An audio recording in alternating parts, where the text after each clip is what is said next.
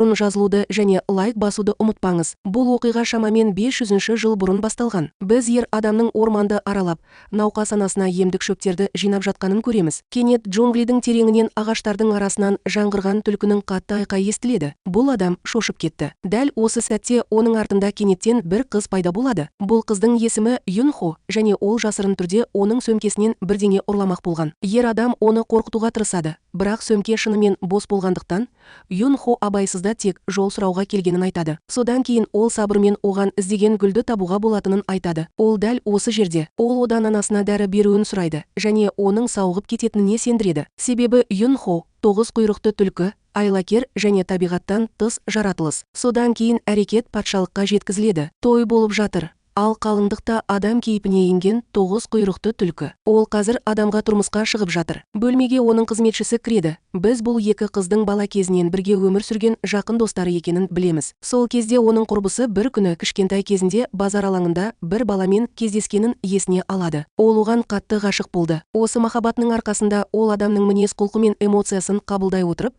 адам болып өмір сүре бастады. Ақырында ол түлкі болудан мүлде бас тартты. Ол қазір тұрмысқа шыққалы жатыр. Кенеттен Юнхо аян алды.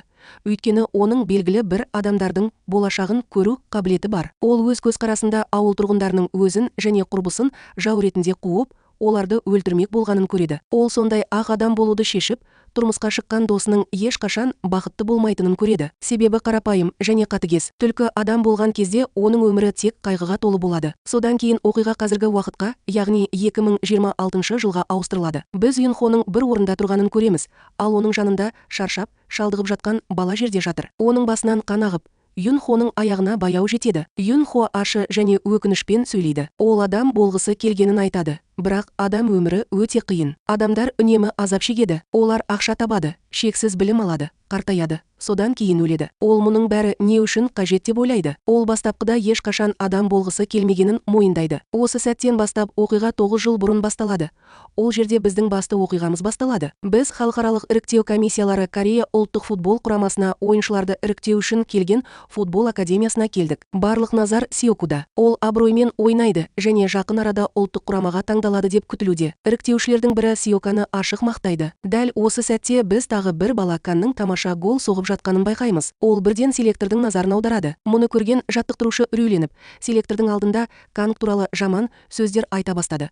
Оны қорқынышты ойыншы деп атады және гол кездейсоқ соқты деп мәлімдеді. Содан кейін жаттықтырушы Кангты шетке шығарып, оны аударып жіберді де, таяқпен ұрып жіберді де, оған гол соқты деп айқайлады. Ол ашуланып, Кангтың орнына допты неге секке бермегенін түсіндіруді талап етті. Ол Канды батыр болуға тырысып, Канның мүмкіндігіне нұқсан келтірді деп айыптайды. Кан оның досы болса да, Кан біздің кейіпкеріміз, бірақ оның өмірі қиыншылықтарға толы. Екінші жағынан, біз Сайоктың әкесінің барлығына тамақ, ал жаттықтырушыға ақша келетінін көреміз. Ол ұлын ұлттық құрамаға іріктеу үшін жаттықтырушыға пара беріп жатқаны анық. Кан не болып жатқанын бақылап отыр, бірақ үнсіз, кедейлігінен дәрменсіз. Басқа жерде біз маңызды жоба бойынша аукционға бара жатқан Ли Мырза есімді ықпалды кәсіпкерді кездестіреміз. Жоба оның қолынан шығып кетуі мүмкін сияқты және оның менеджері қобалжып бәрін түсіндіреді. Дегенмен, Ли Мырза мүлдем сабырлы және өзіне сенімді болып қалады. Ол қазірдің өзінде жобаның иесі сияқты. Аукцион басталған кезде бір түрлі нәрсе болады. Кенет экранда бір қыз пайда болады. Бұл Юнхо, баяғы 9 құйрықты түлкі. Саусақтарын бір сипау арқылы ол жиналғандардың барлығын манипуляциялайды. Біз оның 9 құйрығын анық көреміз. Ол барлығын өз бақылауына алып, Ли Мырзаға дауыс беруді бұйырады. Ақшаға аш көз. Олар оған сөзсіз бағынады және Ли Мырза жобада жеңіске жетеді. Осы кезде Кан үйіне қайтып келе жатқанда әжесінің ауыр заттарды әрең көтеріп жатқанын көреді. Ол кәрі, ауру және әлсіз, бірақ әлі де жұмыс істейді.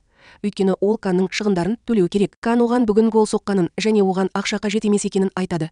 Өйткені оның шәкіртақысы бар және бәрін өзі шеше алады. Ол одан көп жұмыс істемеуін сұрайды, бірақ мұның бәрі өтірік. Шын мәнінде Кан толық емес курьер болып жұмыс істейді. Жеткізуді аяқтағаннан кейін Кан сайтқа түсіп, шырынның қатты жаттығып жатқанын көреді. Соктың әкесі жаттықтырушыға пара беріп жатқанына қарамастан, Соктың таланты бар және Кан мен Соктың достығы өте терең. Сок Каннан неге мұндай киім киетінін сұрайды. Ал Кан курьер болып жұмыс істейтінін мойындайды. Олар біраз уақыт бірге жаттығады. Содан кейін тамақ ішуге шығады. Тамақ ішіп отырғанда Сок Каннан неге әрқашан барлығынан қашықтықты сақтайтынын сұрайды. Кан өзінің академиядағы ең кедей студент екенін, ал қалғандарының бәрі бай екенін түсіндіреді. Ол толық емес жұмыс істейді, ал әжесі ауырып жатыр.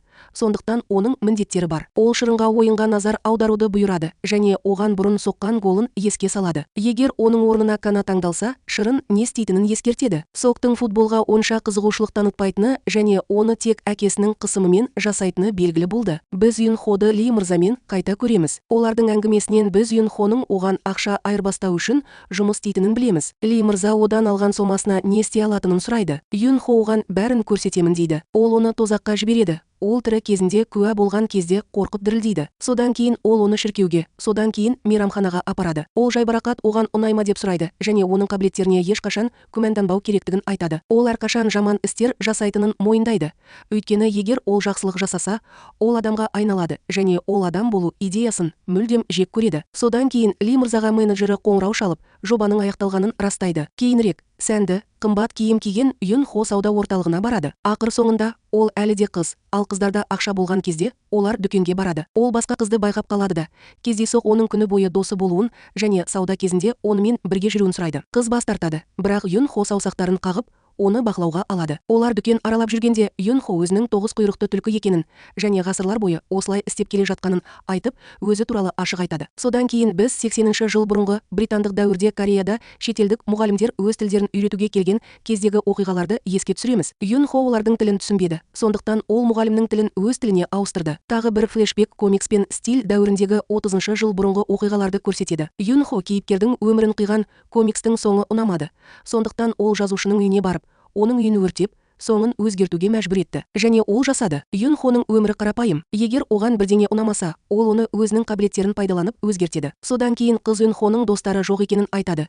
Өйткені ол әрқашан өзінше болғанын қалайды. Юнхо тағы да саусақтарын қағып, оның орнына оны мақтауға мәжбүр етеді. Юнхоға сұрақ қоятын немесе оның шындығын тексеретін кез келген адам бірден манипуляцияға ұшырайтыны бәріне түсінікті. Осы уақытта сол сауда орталығында Сеок Кан келгенде аяқ киім сатып алады. Сеок Канға аяқ киім сатып алуды ұсынады, бірақ Кан ашуланып бас тартады.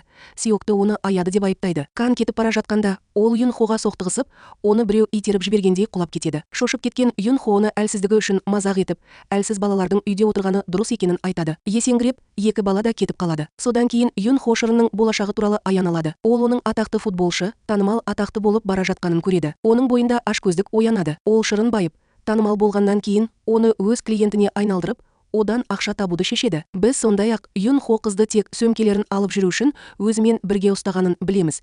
Өйткені ол ақылды түлкі. Ол қыздың жадын өшіріп, қызметкерлерге оның заттарын алып жүруді бұйырады. Кенет шамдар сөніп, Ган есімді қария пайда болады. Кан мен Сок басқа жаққа қарай бет алды. Үйге Сияк кешірім сұрап, аяушылықтан аяқ киім ұсынбағанын түсіндірді. Кан мұны жоққа шығарып, оның орнына жаттығуды ұсынады. Кейінірек Гонг пен Юнхо мейрамханада отырады. Юнхо Гонды мазақ етіп, оның адам әлеміне жаңадан келген-келмегенін сұрап, біреуді осындай жерге әкелгенде, оның тамағына ақша төлеу керек екенін түсіндіреді. Гон онымен ақылдасуға тырысады және басқа түлкілердің бәрі адам болып кеткенін айтады. Юнхо тірі қалған жалғыз адам. Гон оған уақыты келгенін және адам болуды немесе мәңгілікке жоғалып кетуді таңдау керектігін айтады. Юнхо ашуланып бас тартады. Ол ақша табуға және дүкенге баруға қуанышты екенін айтты. Ол мені тыңдамай қашып кетеді. Футбол алаңына оралғанда, Кан мен Сеук доп ұшып бара жатқанда және Юнхоның басына тигенде ойнайды. Кан доптың артынан келе жатып, Юнхоның оны жерге құлатқанын және оның жарылып жатқанын көреді. Шошып кеткен Кан мұны қалай істегенін сұрайды. Юнхо оны тағы да мазақ етіп, оны әлсіз деп атайды, бірақ оның досы табысты атақты футболшы болатынын айтады. Кан оған ашуланып, оның жынды екенін айтады. Сол түні Ли мырза өзінің жобасын тойлағаннан кейін мас күйінде абайсызда рөлге отырып, Сеокты көлігімен қағып кетті. Кан дыбысты естіп, болып жатқанның бәріне куә болып, осында жүгірді. Ли мырза оқиға орнынан қашып кетті. Шырын дереу ауруханаға жеткізілді. Ли мырза дәлелдерді өшіру үшін Дверден жатты алып тастайды. Полиция бөлімшесінде Кан шындықты айтуға тырысады, бірақ Ли мырзаның жүргізушісі жол апатын жалған мойындайды. Кан мұның өтірік екенін түсініп, оған өтірік айтуды кім бұйырғанын айтуды талап етіп, оны ұстап алады. Көп ұзамай Ли мырзаның жобасы тоқтатылады. Өйткені апат туралы хабар тарап, күдік оған түседі. Ашуланған Ли мырза оны Юнхоның үйіне апаратын тілек картасын өртеп жібереді. Ол одан оның қандай тілегі бар екенін сұрайды. Ол бастапқыда бас тартады, бірақ ол соманы 2 есе көбейтуді ұсынғанда ол келіседі. Ауруханада Конг Юнхоның шырын бөлмесінде отырғанын көреді. Ол оған естеліктерін өшіру үшін келгенін айтады. Ол мұны істеуге тырысқанда, кенеттен оның көзқарасы басқаша болады. Бұл жолы Канның болашағы оның алдына шығады. Ол әйгілі футбол жұлдызына, үлкен атақтыға айналады. Юнхо шошып кетті. Соктың болашағы Канға өтті. Кан оны ұстап алады да, оның 9 құйрығы ашылады. Шошып кеткен Кан оған өз көзіне өзі сенбей қарайды. Юн Хо Кангты күшпен итеріп жіберіп, бойын түзейді. Кан шошып, оған қарап, сен мұны көрдің бе? Дейді. Мен бәрін анық көрдім. Сенің құйрығың арқаңнан шығып кетті. Юн Хо салқын түрде, иә, бұл менің құйрығым, деп жауап береді. Сонда бұл не болды? Ол оған шетке шығуды бұйырады да, бірден қашып кетеді. Алайда, ол қабырғадан өтпек болғанда, оған соғылып, жерге қатты құлады. Осы кезде Юн Хо бір сұмдықты түсінеді. Ол өз күшін жоғалтты. Ашуланған ол айқайлап, қашып кетеді. Ол оңаша жерге жетіп,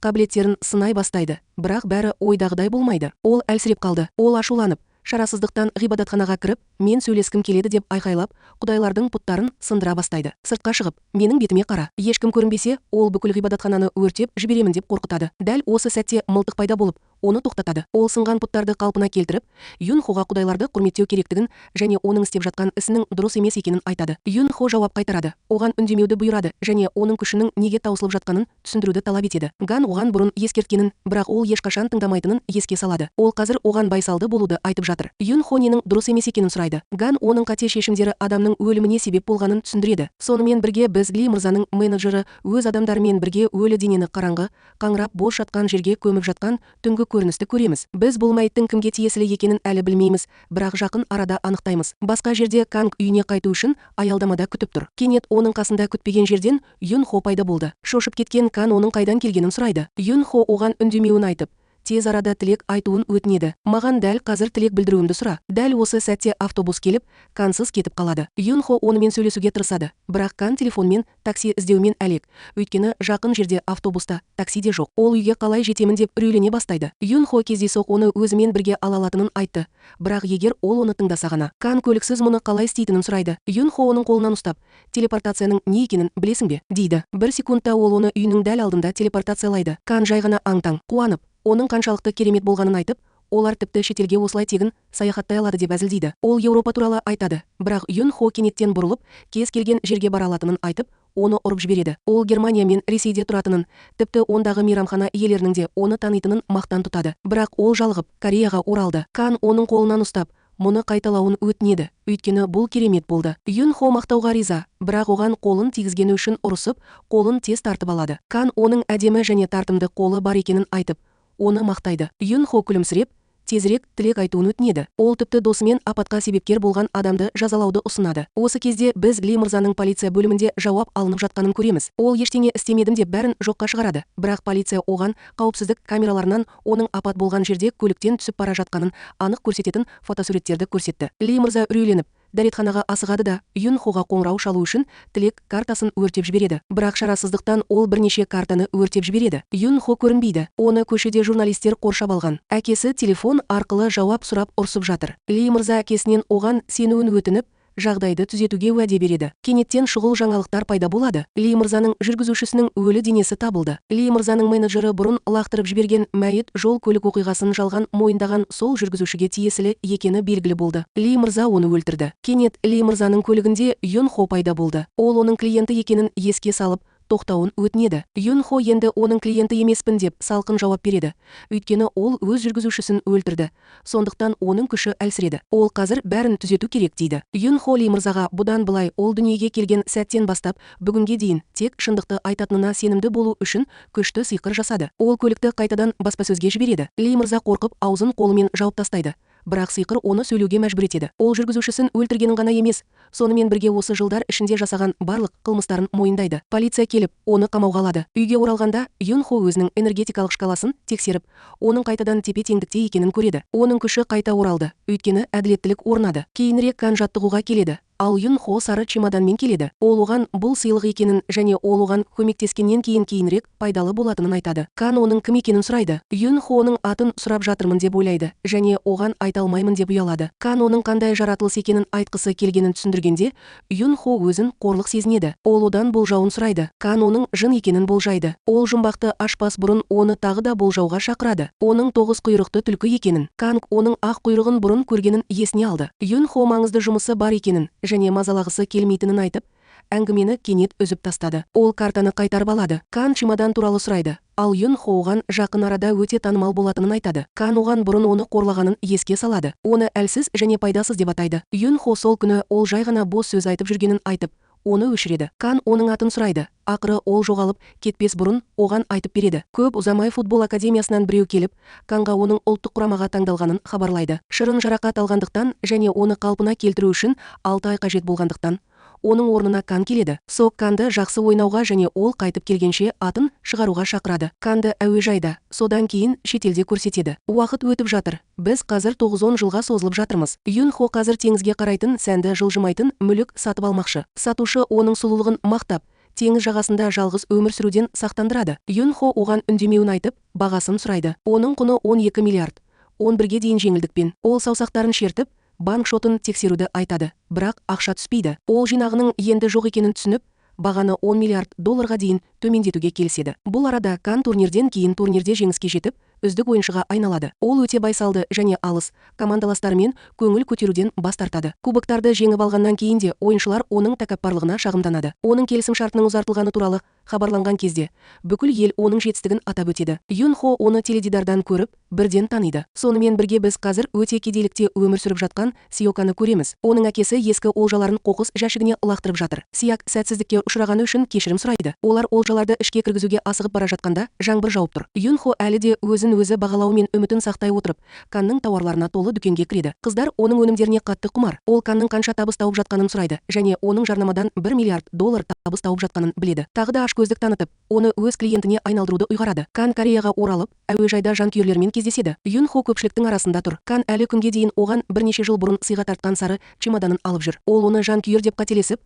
қолтаңба ұсынады. Ол қашып кетпес бұрын оның чемоданын сиқырлы түрде ашып, заттарын шашып, өмірбаянына бірдеңе жазып, оны абдырап қалды. Оның сөмкесінде тілектер картасы пайда болады. Сайок оған қосылу үшін академияға барады, бірақ жаттықтырушы оның тым қартайғанын және жұмыс табу керек екенін айтып, одан бас тартады. Сок кетіп бара жатқанда, Кан оған хабарлама жіберіп, олардың ескі алаңында кездесуді ұсынады. Кан күтіп, жаттығады, бірақ Сок ешқашан келмейді, өйткені ол курьер болып жұмыс істейді. Бейнеде Юн Хоның шеберханада орындық жасап, жылдар бойы жасаған барлық істерін еске түсіргені көрсетілген. Кейінірек ол Канның сәнді үйінде пайда болады. Ол үрейленіп, полиция шақырамын деп қорқытып, оның дәл сол қыз екенін түсінеді. Олар сөйлесіп жатыр, ал оны өзінің клиенті болуға және тілек айтуға көндіреді. Кан өзінің армандағанының бәрі бар екенін айтып, бас тартады. Ол оған ата-анасы немесе әжесі туралы тілек айтуды ұсынады, бірақ ол оның енді жоқ екенін айтады. Ол оған картаны қалдырып, жоғалып кетеді. Канға тамақ жеткізілсе, бұл оның Сек екенін білдіреді. Шошып кеткен Кан Секті таниды. Оны академиядан қуып жіберді. Ақшасы жоқ. Сек тілектер картасын байқап қалады да, көрініс үзіледі. Кенет біз Сектің бай екенін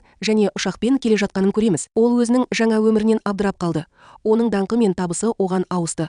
Ал Кан кедей және адасқан болып оянды. Юн Хо пайда болып, кездейсоқ оның қалай ұйықтағанын сұрайды. Ол оған тілегін орындағанын айтады. Кан бұл оның емес, шырынның қалауы екенін айтып, наразылық білдіреді. Оны тілекті орындау тәсілі толығымен оның таңдауы деп салқын жауап береді. Мәселе келесіде не болады? Өкінішке орай, шыққан эпизодтар осымен аяқталады. Біз сізге келесі бөлімді мүмкіндігінше тезірек көрсетуге уәде береміз. Жаңартуларды алу және алғашқы көрермендердің қатарында болу үшін арнаға жазылуды және хабарландыруларды қосуды ұмытпаңыз. Егер солай етсеңіз, қош болыңыз.